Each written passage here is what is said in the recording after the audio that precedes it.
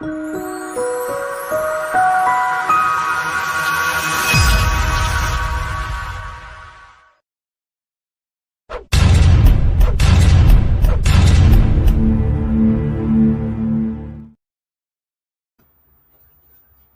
pessoal, sejam bem-vindos a mais uma live aqui no canal Espiritismo Kardec. Eu estou aqui com o José, o Michel não pôde participar hoje por compromisso, o Lauro também, mas vamos prosseguir no estudo, então vou passar para o José se apresentar. Boa noite, Eric, boa noite a todos aí que estão nos acompanhando, que nos acompanham habitualmente, né, toda semana.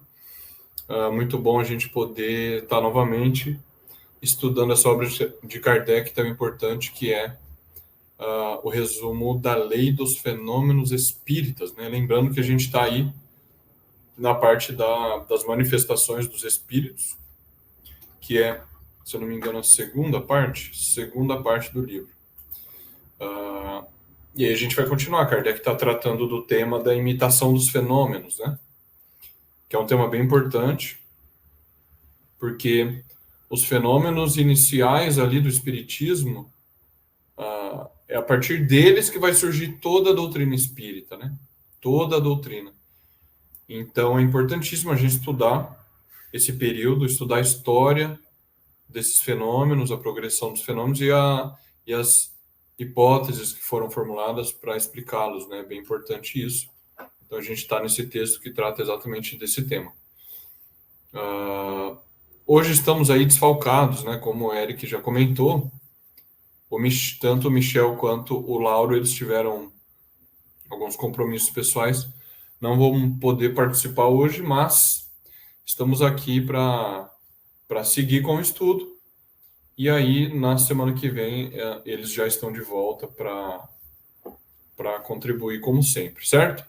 Mônica já está aí, dando boa noite. A gente viu o Luciano também, boa noite. A gente fica sempre feliz com a participação do público, né? Então é isso, vamos dar sequência aí ao nosso estudo, Eric. Pode projetar o texto e a gente vai lendo. Bom, então na semana passada a gente leu o item 20, né? Então o item 20 ele vai comentar sobre exatamente o fato de que algumas manifestações elas são passíveis de serem imitadas por pessoas, por charlatães ou por pessoas que cometem uma fraude, que isso era comum no século XIX, né? Você tinha até pessoas que se aproveitavam disso para ganhar dinheiro, que produziam espetáculos, shows. Então Kardec tinha sempre essa preocupação, né, de separar o que era o fenômeno real do que era uma ilusão, né, do que era produzido no sentido mal do termo, o que era produzido para enganar, né? Então Kardec sempre se preocupou com isso. Ele dizia, inclusive, que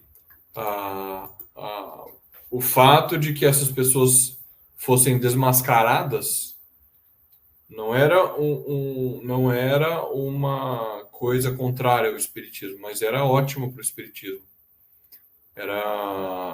O espiritismo tirava proveito disso. Era bom que as pessoas fossem desmascaradas, os charlatães, os fraudulentos fossem desmascarados, porque isso contribuía para separar quem era o espírita sério de quem não era, né? E como ele vai comentar aqui abaixo, nada disso infirma os princípios do espiritismo ou infirma os fenômenos que são os reais, os verdadeiros, né, que foram testemunhados por inúmeras pessoas. Então ele está tratando desse tema, né, da imitação dos fenômenos, e aí a gente vai continuar aqui com a leitura a partir do item 21. Tudo bem? Então vamos lá. Eu vou seguir a leitura e depois, como de costume, a gente comenta. Item 21. As manifestações mais fáceis de serem imitadas são certos efeitos físicos e os efeitos inteligentes vulgares, tais como os movimentos, as pancadas, os transportes, a escrita direta, as respostas banais, etc. Não ocorre o mesmo com as comunicações inteligentes, de uma alta importância, ou na revelação de coisas notoriamente desconhecidas do médium. Para imitar os primeiros, não é preciso senão a destreza. Os primeiros, os fenômenos inteligentes vulgares e os fenômenos físicos, né? Não é preciso senão a destreza. Para simular os outros, é preciso quase sempre uma instrução pouco comum, uma superioridade intelectual fora de série e uma faculdade de improvisação, por assim dizer, universal, ou o dom da adivinhação. Bom, então é um item bem interessante, né, que Kardec continua tratando do tema da imitação dos fenômenos. E aí a gente passa a comentar um pouco sobre os detalhes aqui de cada frase, né? Se você puder subir um pouquinho o texto, Eric, por favor, no começo do item. Isso, tá bom. Então ele está dizendo, olha, fenômenos ou manifestações, elas são imitadas, são copiadas. Isso a gente pode constatar. Inclusive, em qualquer ciência de observação, a gente pode constatar isso. Qualquer pessoa pode fazer um truque para imitar um fenômeno da física, um fenômeno da química, né?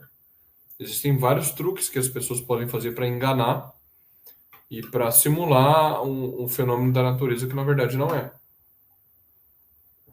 Então isso ocorre também no espiritismo, né? Os fenômenos eles podem ser imitados. E aqui Kardec está, como eu disse no início, tentando contribuir para que a gente possa distinguir o fenômeno que é real do fenômeno que não é, do imitado, do fraudulento, né? E aí ele vai fazer essa observação interessante, distinguindo quais são os fenômenos que são mais fáceis de serem imitados, aqueles que têm uma possibilidade maior de serem imitados, e que, portanto, o espírita, o observador, deveria ficar mais atento com esses, mais alerta, né? Diferenciando daqueles que não são passíveis de imitação tão facilmente, né? Ou seja, ele vai dizer que os primeiros, é isso que Kardec está dizendo aqui no item, os primeiros, quer dizer, os fenômenos físicos, os efeitos físicos e os efeitos inteligentes vulgares, eles são mais fáceis de você conseguir imitar, em contraposição aos fenômenos inteligentes mais sofisticados, que são bem mais difíceis de imitar. O que ele chama comunicações inteligentes de uma alta importância, né? Ou a revelação de coisas notoriamente desconhecidas do médium. Então, esses são muito difíceis de você conseguir imitar. Comunicações altamente inteligentes ou